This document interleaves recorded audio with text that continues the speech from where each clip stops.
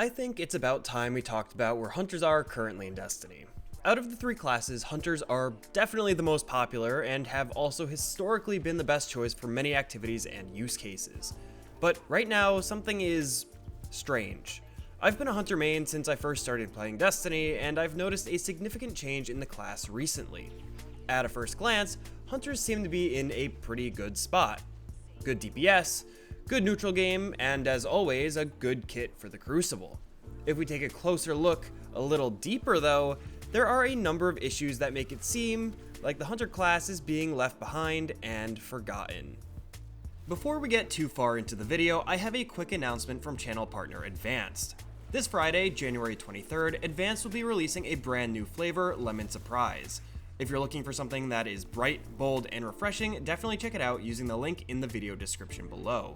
And to celebrate, Advanced is doing a special bonus discount for my viewers site-wide. Use code RZECKI20 for 20% off your order through this Sunday, January 25th. And as always, thanks again to Advanced for supporting the channel.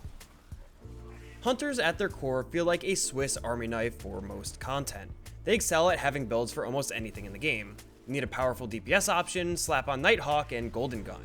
Need to clear a bunch of ads? Use Combination Blow. Need support for difficult endgame content? Void Hunter has you covered. For pretty much any challenge you face, the Hunter class has an answer to help you get through it. With all that being said, despite Hunters having an answer to everything, most of the time, those answers are not the best one. Despite being a jack of all trades, Hunters tend to be masters of none, with a few exceptions of course. To better understand where hunters are sitting in the current sandbox, let's go through the various subclasses and talk about the most common builds and what advantages and disadvantages hunters have in each. Let's start with Solar. Gunslingers are the choice for hunter DPS. 9 times out of 10, Solar hunters are rocking Solar to put on Golden Gun and Celestial Nighthawk to obliterate boss health bars. Solar Hunter also benefits from strong sustainability, given that we have access to Healing Grenades, Ember of Resolve, Ember of Empyrean, and Ember of Solace. You also have the option to build your Gunslinger for the neutral game by swapping your Nighthawk for something like a Young Ahamkar's Spine, a Caliban's Hand, or a Ophidius Spathe. You have Gunpowder Gamble for huge explosions, access to many fragments to build into ignitions, and various ways to reset your throwing knives. There are, admittedly, a lot of options. But, as is the theme for this video, there is a bit of a catch. Solar Hunters suffer from a couple key things that hold it back compared to other subclasses. For one, the exotic support is fairly poor. Despite having multiple exotics built for Solar, as mentioned before, the neutral game exotics are pretty weak. Knife builds revolving around Caliban's Hand or Ophidius Spathe are decent in low tier content, but very quickly fall apart in more difficult content due to being reliant on knife kills. If an enemy doesn't die to your knife, you end up waiting around for a long cooldown to try again. This effectively renders your exotic useless for a minute and makes the build fall apart. Young Ahamkar's Spine was once an absolute menace in PvE due to high ability regen and insanely high damage, but has fallen back into obscurity after being nerfed, and it hasn't quite recovered since. That leaves Solar Hunter without a strong neutral game exotic option. Because of that, pretty much the only viable option is to run Solar Hunter exclusively for DPS when paired with the Celestial Nighthawk. This leaves hunters with a problem, however. If you're running a subclass exclusively for DPS with a DPS-focused exotic, that means that the neutral game is going to suffer greatly. Without a neutral game, even with a loadout swap post-DPS, due to poor neutral game exotic support, that leaves Solar Hunter as a pretty poor class for most content. And for the content that does benefit from a Nighthawk build, there are options on other subclasses, namely Prismatic, that outperforms the Solar Hunter. Overall, Solar Hunter is probably not worth running, and clearly, there are not many Solar Hunters running around in the sandbox currently as a result. Our next stop on the subclass train is the Void subclass, home to our Night Stalkers. Void is the de facto support subclass for Hunter. Hunters have access to many tools that allow them to keep themselves and their allies alive, while also taking out enemies from the shadows. Void Hunters have some of the best defensive exotics the class has to offer, including Omnioculus, Gerfalcon's Hauberk, Graviton Forfeit, and of course the newly released Fortune's Favor. Each of these exotics synergize with Invis, and also provide overshields to keep you and your team alive. Void Hunters also have a fantastic support super, Shadow Shot, which provides a very strong weaken debuff to affected targets. Currently, with being an extremely defensive subclass, Void Hunters tend to be used primarily by solo players who need the additional safety with invisibility and overshields to stay alive. And that is pretty much the extent of its current use in the sandbox. Right now, there is an expectation that players are using builds with high amounts of ad clear and AoE damage output. Because of this, encounters tend to have very high ad densities and essentially force players to play aggressive builds in order to succeed. Even in contest mode and certain feats, tight timers are an inclusion in many encounters. Defensive builds that are focused on just staying alive and not necessarily clearing out rooms are not strong enough to compete in today's fast-paced meta. Even in standard difficulty content, there are far too many ads to have players stuck in a support-only role. Many current top-tier builds across all the classes not only have strong room clearing capabilities, but also have strong sustain at the same time. Unfortunately for Void Hunter, putting all their eggs in the defensive basket no longer helps them compete with the rest of the available options. Stasis is up next. Our chilly friends are actually having a bit of a resurgence in the sandbox currently. Stasis has always been a subclass that only really was used in very specific situations. Namely, Stasis DPS was strong due to Whisper of Impetus with certain damage rotations. The one thing Stasis Hunter has always struggled with was mass ad clear. Stasis, like Void, is a more defensive-oriented subclass. Stasis is reliant on a control-based playstyle where you could freeze and slow enemies to make them more manageable. The issue here is that a dead enemy is, and always was, way better than a still alive enemy. Where Stasis can freeze an enemy, other subclasses would just kill them instead. This made Stasis substantially weaker than the other subclasses. This is further compounded by a general lack of good quality exotic support.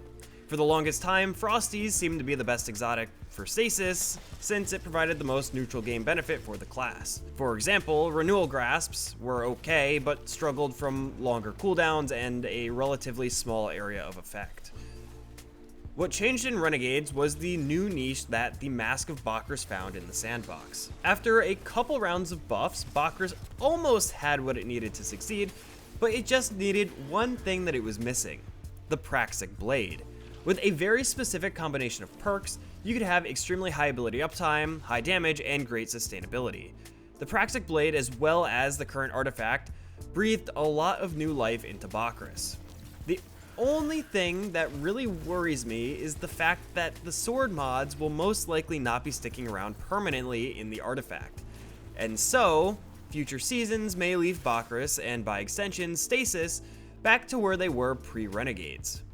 Many builds in Destiny are tailored to whatever the current seasonal artifact features, but it seems like Hunters in particular are disproportionately affected by it than the other subclasses, or other classes in the game. Much of that is likely due to the poor neutral game exotic support on many subclasses, unlike the other two classes.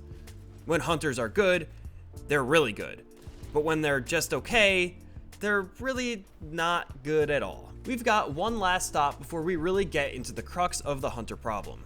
I'll be fast here since there really isn't much to talk about. Strand Hunters are definitely a subclass of all time. In PvP, Strand Hunter seems to continue to be a strong pick, but for this video in particular, we're just going to be talking about PvE. Strand Hunters have a bad super for both DPS and neutral game, and a kit that seems to conflict with itself. On one hand, Strand Hunter wants to be swinging around the map, weaving in and out of combat. But on the other hand, Strand Hunters have more defensive options in their kit than even Stasis. Sword Arachne's Facade gives sustain, Threaded Specters take damage away from you, Ensnaring Slam stops enemies from moving, and Threaded Spike severs. It's very hard to recommend a Strand Hunter build for PvE since there really isn't a spot in the sandbox that benefits from any build currently available on this particular subclass. Exotic support is even weaker on Strand than Solar or Stasis, with really only Sword Arachne's Facade being a viable option. The best part of the Strand kit is of course Grapple, and like you'll see very soon, Strand isn't even the best way to take advantage of it. So here's where things get interesting. I'm going to lump Arc and Prismatic into the same boat, since both subclasses essentially provide the same exact thing in slightly different flavors. Combination Blow. Way back in my video about Arc, I mentioned that Combination Blow is the most evergreen build hunters have. At the time, it was also my favorite build in the game. This was before Prismatic, and so Combination Blow was exclusive to Arc Hunter. Since then, I have been proven very correct about Combination Blow. Not only has it stayed as the most evergreen build in Destiny, but it also has overshadowed every other build hunters have. Period. If you're on Arc, you run Combination Blow. If you're running Arc for DPS with Gathering Storm, you're running Combination Blow. If you're on Prismatic, the best neutral game is Combination Blow. If you're running a DPS build with Prismatic, you are also running Combination Blow. Prismatic makes Combination Blow even more ubiquitous, as running it with Grapple not only absolutely deletes standard enemies, but it also is one of the highest DPS options, not only for hunters, but in the entire sandbox. If a boss can be punched, there is little reason to run a DPS loadout swap for something like Celestial Nighthawk. And even if a boss can't be punched, it's still probably better to run Combination Blow anyway for the insane amount of add clear capabilities mixed with the sustain from the Combination Blow healing and or the invisibility from Stylish Executioner. Outside of Combination Blow builds, Prismatic Hunter is still the best option compared to pretty much any of the other available subclasses. It still has Celestial Nighthawk plus Golden Gun for DPS, just like Solar. It could run a Praxic Blade build with Bakris, just like Stasis. It has the defensive capabilities of Void through Stylish Executioner, and more because of the exotic class items as well. But more than anything else, the problem is clearly a single build path completely dominating the Hunter kit. Combination Blow on its own isn't necessarily the problem. There are powerful builds on every class. Whether that's a buddy build with Getaway Artist on Warlock or a Solar Bonk build on Titan. The difference is that the other classes have more than one or two of these options. If we look at Warlocks, for example, they of course have Getaway Artist, but they also have Controverse Holds and Metiodoxia, and of course, whatever flavor of Solar you want to run. With Hunters, there is a single build dominating the rest of the kit. It stifles build crafting, and even when another build, such as Bakris and the Praxic Blade, is discovered, it still doesn't really compete. Or at the very least, likely won't last past a season or two. Hunters are in a weird place. They are, admittedly, performing well in the sandbox. They have options for any content in the game, and really can succeed anywhere. There's a build that performs on par with the other two classes, and in many cases outperforms them. And this is clouding the real issue with the Hunter class. Where the class appears balanced design-wise, it suffers from a stifled build crafting environment and a shoehorned role on a team.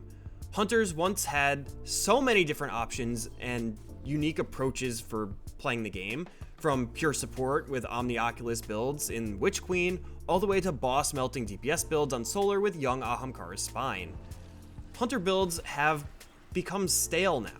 Newly released exotics such as Fortune's Favor are good, but they fill the same role that existing exotics already did. The Hunter kit needs a shakeup to better match today's version of Destiny. The design of the subclasses, especially the older ones, are really showing their age, and are definitely struggling to keep up in the sandbox when compared to something like Prismatic. Bungie should really take a close look at why Combination Blow is over-succeeding, while other builds on different subclasses are failing, and use those observations to course correct the current state of Hunter's underperforming subclasses. Hopefully soon we'll see a more vibrant set of builds for Hunters, but hey, maybe that's just my opinion. What are your thoughts on Hunters? Let me know by leaving a comment down below the video. And if you like this kind of video about Destiny and want to see more, go ahead and hit the subscribe button and leave a like on the video. It helps me out, and it will also notify you when new videos go live. But I think that's all I've got for now. As always, I've been Rizeki, thanks for watching, and I'll see you next time.